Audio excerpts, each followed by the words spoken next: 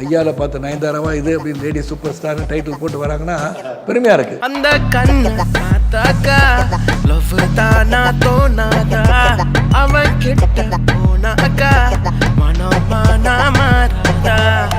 நம்முடன் பயணித்தவர்கள் வெற்றி அடைந்து விட்டாருன்னு நினைக்கும் போது அது பெருமையாக இருக்குது. அந்த மாதிரி ஒரு ஸ்டார் அது வரும்போது முதல் நாள் வந்து அது மறக்க முடியாத நிகழ்வு. ஏதோ ஒரு சிவந்திபுரமோ எங்கேயோ படப்பிடிப்பு. அப்போ அவங்க வந்து அப்போ தான் ஃபஸ்ட் டே வந்து இறங்குறாங்க, லொக்கேஷன் வந்துட்டாங்க. இவங்க வந்து இந்த படத்தில் வந்து இந்த மாதிரி ஒரு கிராமிய மாநிலம் இருக்கின்ற ஒரு பெண் மாடர்ன் ட்ரெஸ்ஸில் வந்தாங்க. ஹரிலையோ கூட்டு போய் ரூம் போய் அப்புறம் பாங்களேன், நான் என்ன நினச்சிட்டு இருக்கேன் இந்த படத்தில் எப்படி ஒன்று நினச்சிட்டு இருக்கேன், நீ மாடர்ன் ட்ரெஸ் போங்க கூட்டு போங்க. நான் சொன்னேன், நான் ஒன்று சார் வரட்டும் சார், ஹீரோயினை பார்த்து வந்துடுறேன். அந்த டைமில் பார்த்து இப்போ எப்படியோ ட்ரான்ஸ்ஃபார்ம் பண்ணி she has change the life, made a life for her self in a different way. உண்மையிலே பாராட்ட வேண்டிய ஒரு பெண்மணி. ஒரு 2-3 இம்பார்ட்டன்ட் கொஷின்ஸ். அதில் ஒன்று வந்து இருவர் படம் வந்து நீங்கள் நடிப்பதாக இருந்தது, அதுக்கப்புறம் அது மெட்டீரியலைஸ் ஆகலை, அதை ஒட்டி சில கான்ட்ரவர்சிஸ் வந்தது. Can you recollect that moments? Kalaignar MGR அப்படின்ற மாதிரி அது கதை அமைப்பு அப்படி தான் இருந்தது. அப்போ வந்து எனக்கு என்னென்னா டிஎம்கே இருந்துக்கிட்டு அது பண்ணும்போது, கலைஞராக பண்ணும்போது அது எப்படி வரும்ன்றதும் எனக்கு தெரியாது. அப்போ I have confidence in Mani Ratnam sir, அதுவும் டவுட்டு கிடையாது.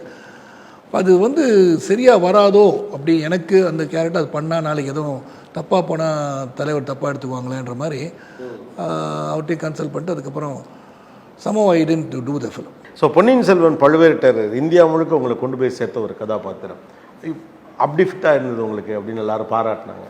அப்படி செய்த இட்ஸ் எக்ஸ்பீரியன்ஸ். அதாவது ஒரு சிறந்த இயக்குனரோட பணிபுரிகின்ற வாய்ப்பு. அந்த வே இஸ் அவரும் வந்து டிசிப்ளின் டெடிக்கேட்டட் பர்சன்.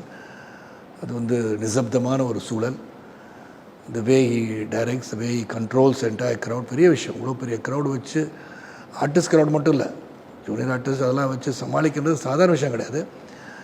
அண்டு 3 மணி 3:30 மணி எல்லா ஆர்டிஸ்ட்டும் வந்து 3:30 மணிக்கு வருவாங்களான்னா அவருக்காக வந்திருப்பாங்க. மேக்கப் போகிறதுக்கு எனக்கெல்லாம் 1.5 மணி நேரம் ஆச்சு.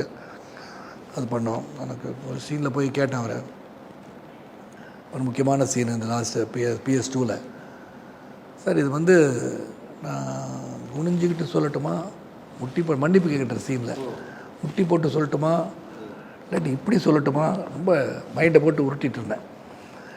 டைலாக்லாம் படிச்சிட்டிங்களா? நான் படிச்சிட்டேன் சார், அது மட்டும் படிச்சுட்டு வாங்க. ஐயோ, அதுக்கப்புறம் அவர் சீனில் வந்து அப்போ தான் கோவப்பட்டு பார்த்தேன். ஒரு இம்பார்ட்டன்ஸ் அந்த சீனில் தான் நடிச்சிட்ருக்கேன். Very was really enjoy some good அப்படின்னு வரேன்லாம் பார்த்து. அப்போ தான் சத்தம் போட்டார். ஏன்னா அந்த scene was so important. Sudden லொட்டுன்னு தட்டிட்டு தான் friend. But I was not disturb with that.